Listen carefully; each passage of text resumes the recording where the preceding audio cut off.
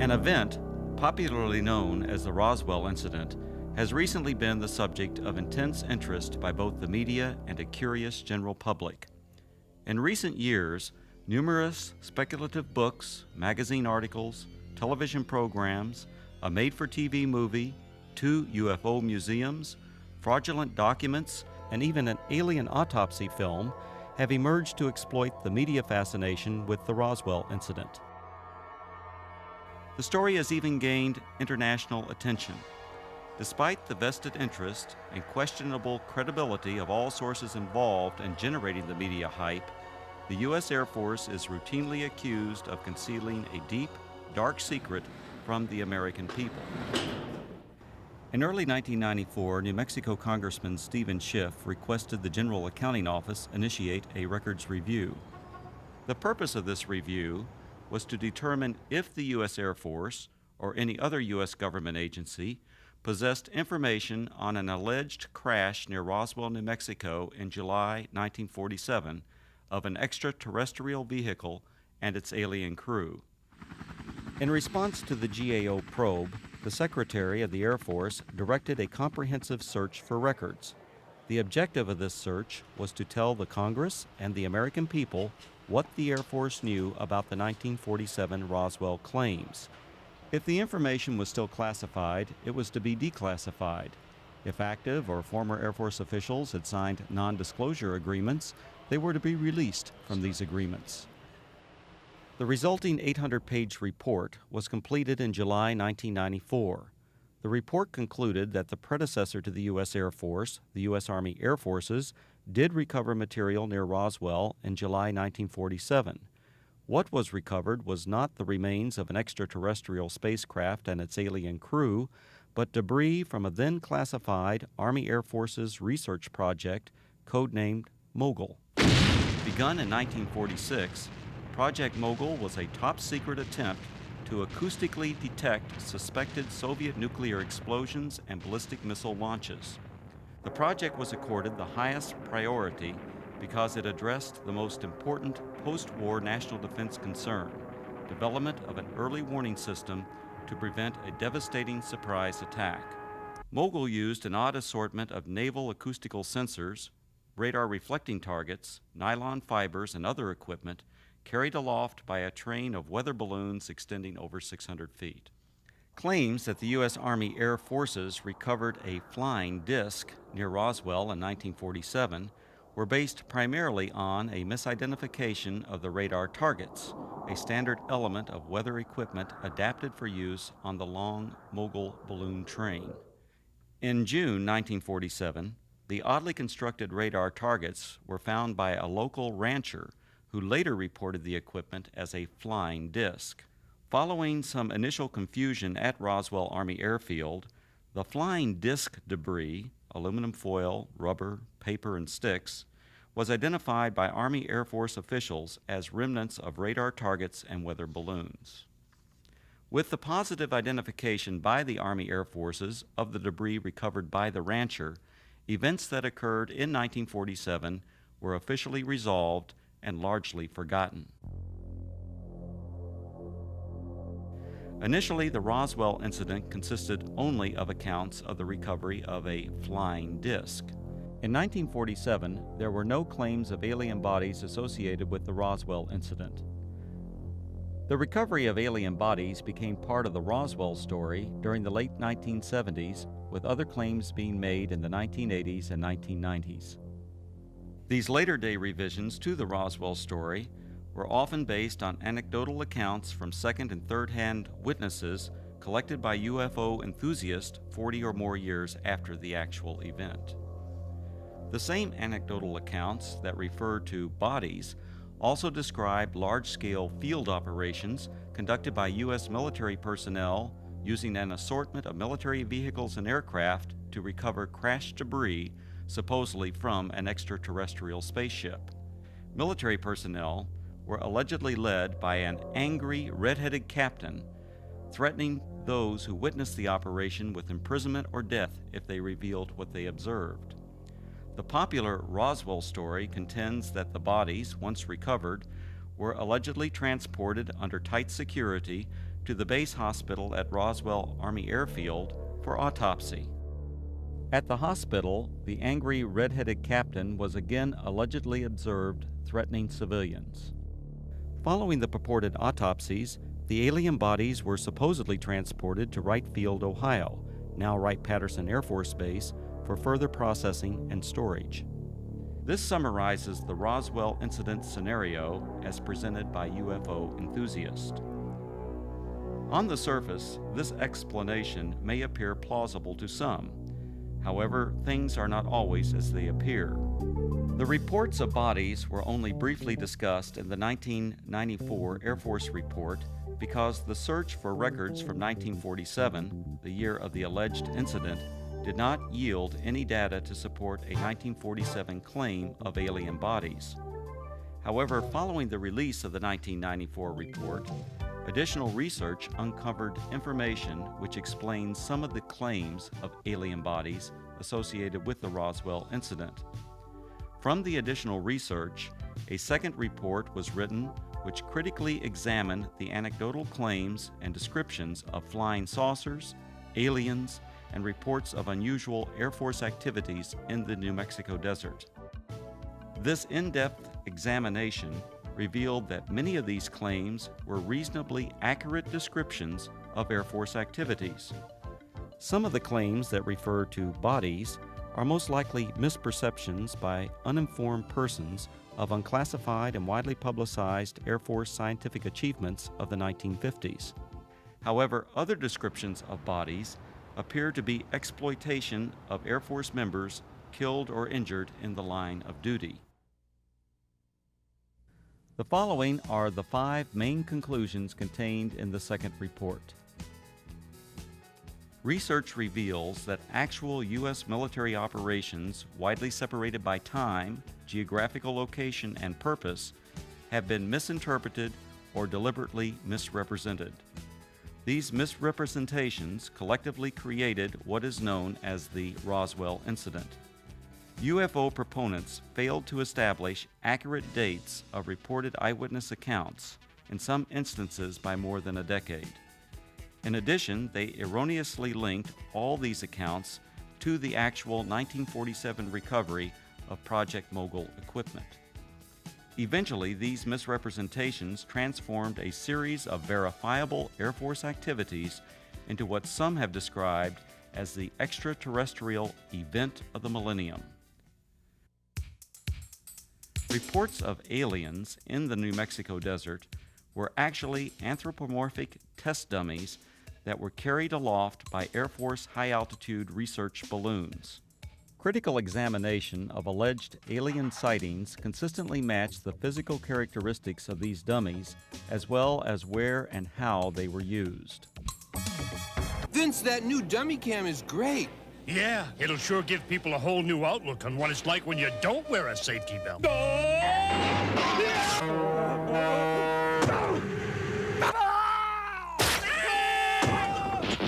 I think they'll get the picture. You could learn a lot from a dummy. Buckle your safety belt.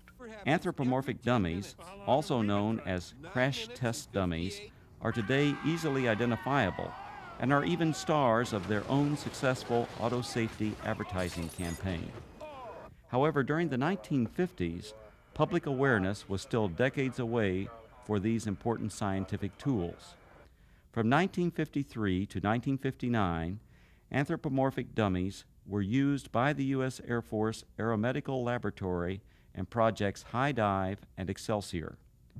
The project's main objective was to study methods for returning a pilot or astronaut safely to Earth by parachute if forced to eject at extremely high altitudes.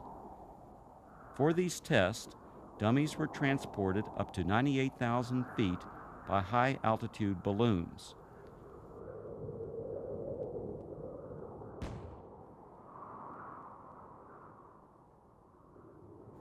The dummies were released for a free-fall period, during which body movements and escape equipment performance were recorded by a variety of instruments.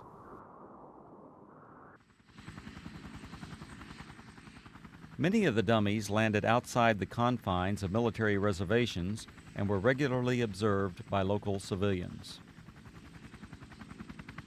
Following a series of dummy tests, a human subject, Air Force test pilot Captain Joseph W. Kittinger Jr., now a retired colonel, made 3 bailouts from high-altitude balloons. These and other aeromedical projects that used both dummies and human test subjects were unclassified and widely publicized in the press and other media. In 1956, 20th Century Fox released On the Threshold of Space, a feature-length motion picture based on these projects and filmed on location at Holloman Air Force Base. Air Force personnel, aircraft, high-altitude balloons, and other equipment, including the actual anthropomorphic dummies, were used in the making of this film. The eyewitness reports of military units that always seemed to arrive shortly after the alleged crash of a flying saucer were actually accurate descriptions of Air Force personnel engaged in high-altitude balloon and anthropomorphic dummy recovery operations. Since 1947, Air Force atmospheric research organizations at Holloman Air Force Base, New Mexico, have launched and recovered approximately 2,500 high-altitude balloons, many in the same areas of New Mexico where the Roswell incident allegedly occurred. Additionally, the equipment, vehicles, and procedures used by the Holloman Air Force Base Balloon Branch, the unit that conducted most of the launches, are the same as that described by the reputed witnesses who claimed they saw the recovery of the flying saucer and alien crew. These huge Air Force high-altitude balloons, launched by the Holloman Balloon Branch, carried aloft a wide range of sophisticated and, from most perspectives, odd-looking devices. Much of this equipment was experimental and represented, for that era, the latest in space-age technologies. Payloads ranged from simple radio transmitters to sophisticated satellite components and NASA space probes. In fact, qualification trials for the NASA Voyager Mars and Viking space probes were flown by Air Force high-altitude balloons during the late 1960s and early 1970s. Ironically, these balloons were launched from the former Roswell Army Airfield, site of the originally alleged 1947 incident, and recovered on the White Sands Missile Range over 100 miles to the west.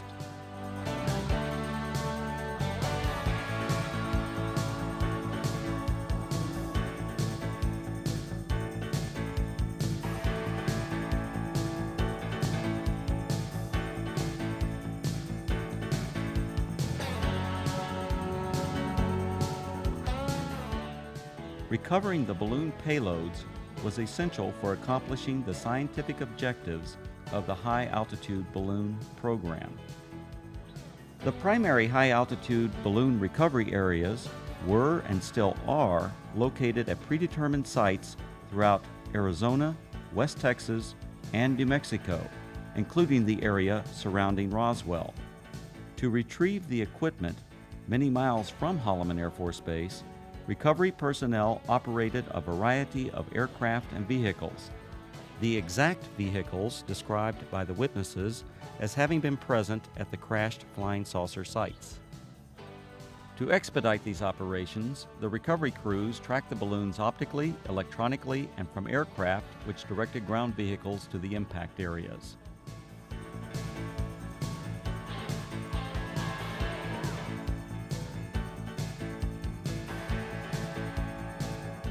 In several of the Roswell accounts, unsubstantiated allegations asserted that military personnel who retrieved equipment from rural areas of New Mexico intimidated and threatened civilians on the scene. On the contrary, Balloon Branch personnel enjoyed good relations with the local community and often solicited their assistance following a balloon or payload landing.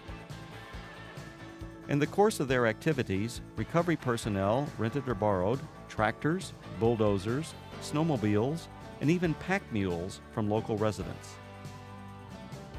The payloads, parachutes, balloons, and circling chase aircraft often draw crowds of curious onlookers from the local community. In fact, so many civilians are often present at balloon or payload landing sites, the scenes were once described by balloon branch personnel as being like the circus coming to town. Here's what it looked like this afternoon, floating from east to west over town. It was way up there, all right, some 25 miles over our heads, the Air Force later told me. The giant helium-filled balloon eventually collapsed, falling to Earth like 1,000 pounds of cellophane, landing on the Gila Indian Reservation southwest of Phoenix. A short while later, we spotted this, a large parachute, perhaps 100 feet across. Dangling beneath it was some sort of a silver box that made a rather hard landing. This is what had been attached to that balloon, we would later find out. There were no markings on it, no way at all of telling what it was.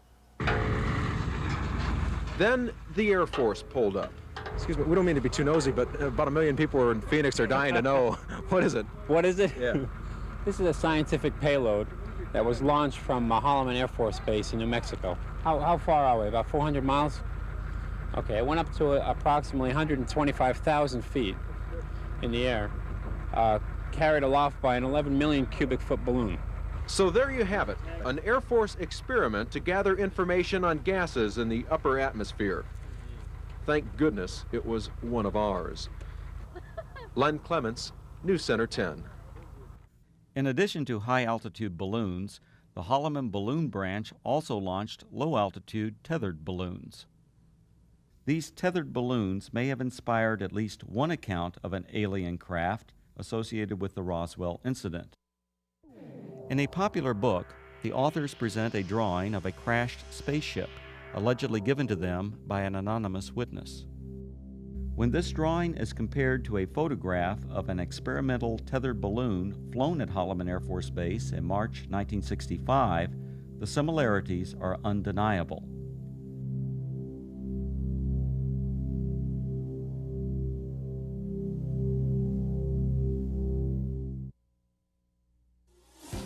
The red-headed captain was probably Captain Joseph W. Kittinger, Jr.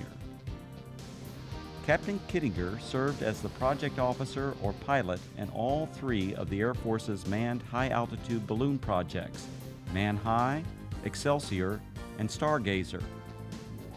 Captain Kittinger was present at many balloon and dummy launch and recovery sites throughout the southwest United States during the 1950s and early 1960s. However, other than the allegations made by UFO proponents, there is no evidence of any kind that Kittinger confronted or threatened civilians. Colonel Kittinger's achievements as an Air Force test pilot are legendary. He has the standing world record parachute jump from nearly 20 miles.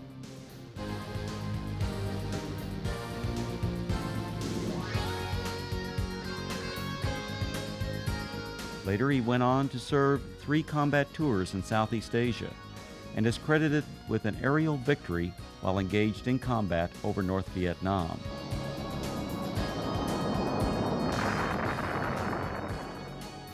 After over 480 combat missions, Colonel Kittinger was shot down over North Vietnam and spent 10 months as a prisoner of war in the infamous Hanoi Hilton before being repatriated in March 1973. Colonel Kittinger made history again after retiring from the Air Force. In 1984, he accomplished the first solo crossing of the Atlantic by balloon. The final and most disturbing conclusion of the second Roswell report is the apparent exploitation of Air Force members killed or injured in the line of duty to perpetuate the alleged sightings of alien bodies. Claims of bodies at the Roswell Army Airfield Hospital were likely a combination of several aircraft accidents and an unusual manned balloon mishap. One aircraft accident occurred on June 26, 1956. 11 Air Force members died when their fully loaded KC-97 tanker aircraft experienced a propeller failure 4.5 minutes after takeoff. The crash site was approximately 9 miles south of the former Roswell Army Airfield, renamed Walker Air Force Base in 1948. The badly burned bodies of the 11 crewmen were identified and processed at the Walker Air Force Base Hospital. The alleged claims of bodies at the base hospital can be traced to a single witness whose descriptions closely matched the condition and the circumstances under which these victims were identified. Furthermore, claims of bodies attributed to specific Air Force personnel are unsubstantiated. Some of these individuals were not even present at Roswell Army Airfield in July 1947. The balloon mishap occurred during a low-level training mission for backup pilots in the Project Excelsior high-altitude manned balloon program. This unusual accident occurred approximately 10 miles northwest of Walker Air Force Base on May 21, 1959. One of the three crewmen, Captain Dan D. Fulgham, now a retired colonel, was injured during landing. Following the mishap, Captain Fulgham and the other balloon crew members were transported to the Walker Air Force Base Hospital via a chase helicopter that followed the training mission for emergency purposes. Upon arrival at the highly secure Strategic Air Command base, the balloon crew was met by armed Air Force security personnel who remained with the crew until their identities were confirmed. As the Excelsior project officer and instructor pilot for this mission, the red-headed Captain Kittinger accompanied the balloon crew to the hospital. At the Walker Air Force Base Hospital, Kittinger and Fulgham were apparently observed by individuals who later related this unusual incident. Elements of this actual event now appear to be part of the Roswell story. Captain Fulgham was treated for an injury that caused his head to swell beyond its normal size. The injury, described as a traumatic hematoma, was not serious. On a specially arranged flight several days after the accident, Fulgham returned to Wright-Patterson Air Force Base, Ohio, where he made a complete recovery. Fulgham went on to distinguish himself as a test parachutist and physiologist for the space program. He later flew F-4s in Southeast Asia, adding to his combat record as a fighter pilot during the Korean War. When critically examined, the Roswell incident is exposed as a conglomeration of many events, including aircraft accidents, that occurred over several decades. This identification of anthropomorphic dummies and experimental balloon launch devices, combined with Air Force balloon operations portrayed as mysterious flying saucer and alien recovery teams, transformed verifiable events into what is now known as the Roswell incident.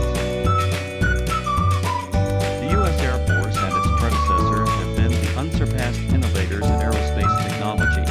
Legendary Air Force leaders throughout the century have used technological advances to establish the U.S. Air Force as a premier military service.